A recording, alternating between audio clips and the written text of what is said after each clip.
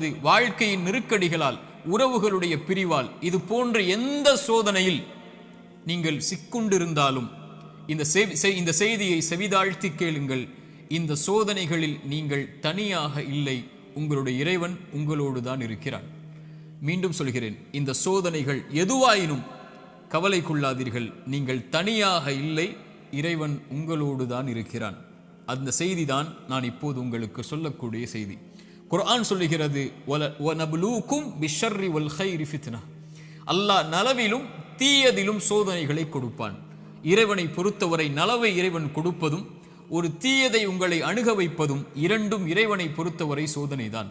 உலகத்தை படைத்து மனிதர்களை இந்த உலகத்திலே அனுப்பும் போதே இறைவன் கூறிவிடுகிறான், வலநப்லுவன்னக்கும், நிச்சயமாக திட்டமாக நான் உங்களை சோதித்தே தீருவேன். பசியை கொண்டு சோதிப்பேன், பயத்தை கொண்டு சோதிப்பேன், செல்வ இழப்புகளை கொண்டு சோதிப்பேன், தொழிலின் நஷ்டத்தை கொண்டு சோதிப்பேன், உயிரிழப்புகளை கொண்டு உங்களை நான் சோதிப்பேன் என்று இறைவன் சோதித்தே தீருவான் என்று கூறிதான் மனித இனத்தை இந்த பூமியிலேயே அனுப்பி இருக்கிறான். இந்த பூமியிலேயே சோதனைகளில் இருந்து நீங்கி ஒரு சமூகம் வாழ வேண்டும் என்றால் அவர்கள் யாராக இருப்பார்கள் தெரியுமா?